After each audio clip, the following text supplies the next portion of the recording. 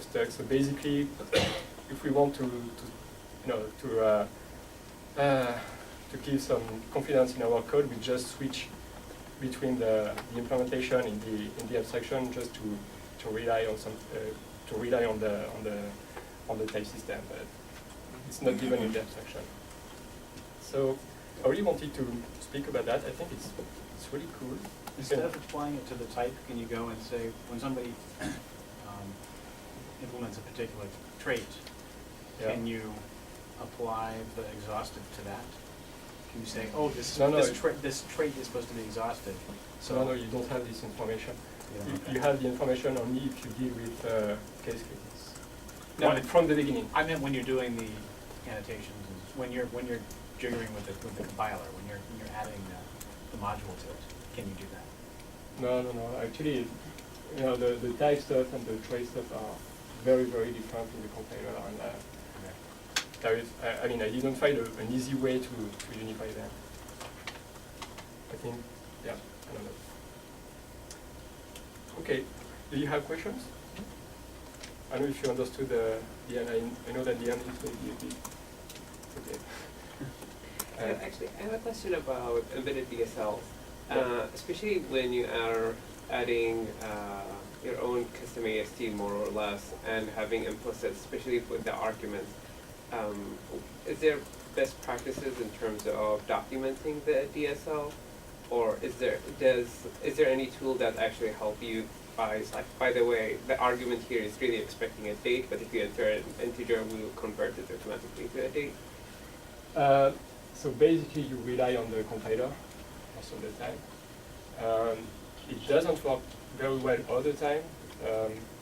That means you don't. Sometimes you won't be able to understand what's going on and why this stuff is not seen, or why you have this weird type in that case. Very recently I was playing with all the collection API and with the higher order functions.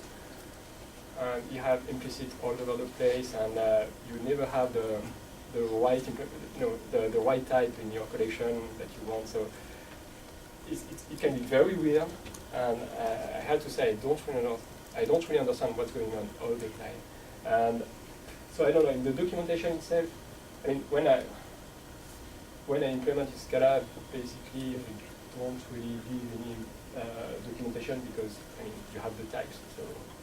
Well, so for example, I usually use squirrel, or however it's supposed to be pronounced. And a lot of times if I go to the documentation, it just says, this method accepts a where clause. And there is no way for me to actually know how I can construct a where clause myself using all the implicit conversions, because at any given time there will be at least 4 implicit conversions playing at different times. And as a user of the library, I don't really know even how to start beginning to write that clause without just looking at examples. We don't really have a good, I don't have a good answer for that. I think the problem is true everywhere and in any language where Scala docs plus implicit conversions just means a lot of headaches. Yeah. So you have to be very careful with that. That's the only advice. One thing also I found in general with DSLs, especially with implicits, is I found that if you can avoid creating intermediate classes or things of that nature that are not in the domain, you'll be much better off. So, having periods and dates makes sense, but an int wrapper is going to cause problems, even if, during the parsing or exception comes out and it says int wrapper, and you're going to like, well, int wrapper is not, I'm talking about dates and periods. What's an int wrapper? So I found that, if work really hard to keep it in the domain, that's one hint that will help, someone use it. And you have to find functions or, operator-like functions that are not used, in other places. So in our case, you want to define a triple. This is just a labeled graph. So you want to use dash dash. sometimes this is already used, so you have some weird conversion. So okay, we use dash dash dash. Oh, this is also used sometimes. So dash dash and greater than. Okay, maybe. So that's horrible. You have to do The shorthand for writing a triple, so there's the long way using the XML, and there's the shorthand. so So you parse the shorthand, that's a Scala DSL? sorry again. The shorthand way of writing a triple in RDF, Yeah. you're using Scala to parse that? No, this is really an embedded DSL. So you write stuff like that. You can write stuff like that, like so. This is not definitive yet, and you give your stuff, then you give your predicate, and you give your object, and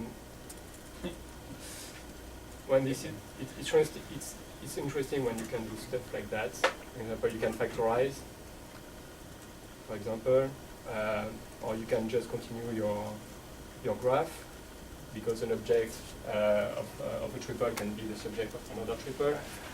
You want to factorize on the subject and say you have one subject and predicate object, and predicate object. You want to do that kind of stuff. So this part is quite easy. I would like to use exactly the same kind of stuff in Sparkle. So you have this abstraction. I replace that by some variables, and then I have automatically an iterator, just a higher order function where the variables are bound, and I can just iterate over the results. So at the end, I would like to have something like that. We have a lot of implicits all over the place, and at the end, I mean, I don't want the people to use the abstract model for RDF. I really want people to use that, but yeah. So it should be easy enough so they don't have to understand the types. Because as soon as they have to understand the type, they're screwed. Yeah. And you have, shortcuts for abstract nodes and blank nodes, stuff like that. So you can imagine you can write something like that, and this will be automatically injected into a blank node, that kind of stuff. Oh, that's fun. Quite interesting thing. Maybe I can speak about that in another talk, but it will be more about semantic web. Do you have questions? The guy who wrote the basic, Oh. did you get your head around all of his implementation? No, actually, no. I just found that cool. This happened, maybe more than 1 year ago. It was a copy of a domain-specific language that was implemented in Haskell by Leonard Augustin. Okay. So Oh, that's really cool. And Sorry, you are in the queue. Can you incorporate just regular Scala code within the DSL? So if you wanted one of those ... to be an if expression in Scala, could you do that? Scala native interface? I don't understand what you mean. So in the example that the cursor's on, I'm not sure. I'm not familiar with RDF, so I don't know what goes in there. So you want some real Scala code? I mean, this is Scala code, so you can write if something, I don't know. This stuff is there's no name. I write some camel sometimes. So you can say you read one, and you can say you write. Yeah, that's exactly what I was asking. Yeah, you are in Scala, so that's okay. At the end, you need something that can be injected into the right type. So that's your only constraint. You have to satisfy the types. Okay, the last question. So suppose you have a function that takes a number of arguments and they're heterogeneous, and you'd like to have a DSL that in some kind of natural language passes those arguments to that function. It seems like the basic Scala support for not putting periods is only good for functions that take one argument or take a homogeneous list of arguments. Are there some not too you know, some relatively simple techniques for being able to sort of mix natural language kind of operators with, you know, objects in order to. I found that without dot notation is quite limited.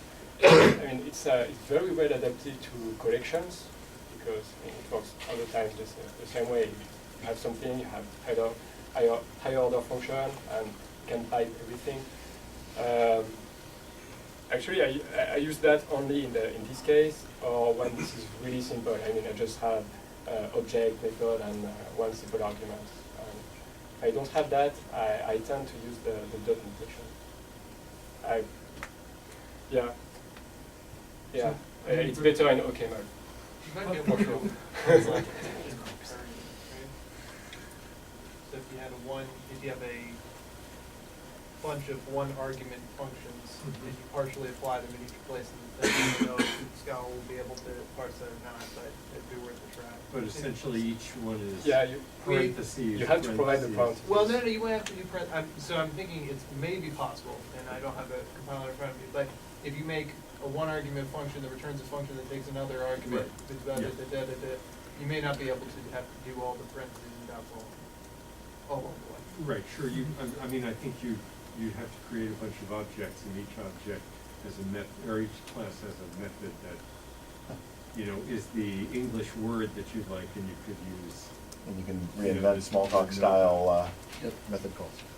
So I don't know if you know the coq-tooth engine, but in this language you are able to coq, C-O-Q, this one. And so you are able to, you have your abstraction, and you can really write, okay, I will have this operator, this would be infix, or you can say the way it will be organized, the way it will be parsed, and the weight of this operator compared to the others. And in the the documentation you will have you will know the weight of all the normal operators, and when you import them from one library, you know that. And this is very, very powerful actually to write very higher level DSL. And I would like to see that in Scala. I don't know if it must be possible. There is no reason. It makes parsing a lot harder. It destroys sort of the.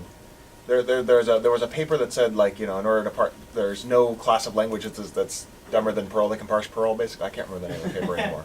But it was like parsing, Perl is Turing complete, There's a case to be made against these sort of Agda or Coq style mix-fix operators like that, because parsing those classes of languages can take a potentially unbounded amount of almost right. Which is funny in the case of Coq because it's. You need that. Essentially, you need it because. Okay, I think that was the last question. Thank you.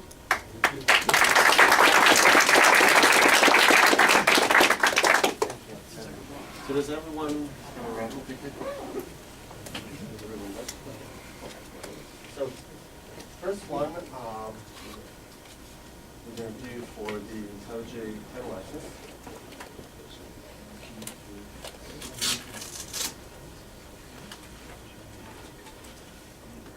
All right. Number 706157. Congratulations. Timothy Email, organizers at boston-scala.org. Okay. Next one is for free electronic book from Radui.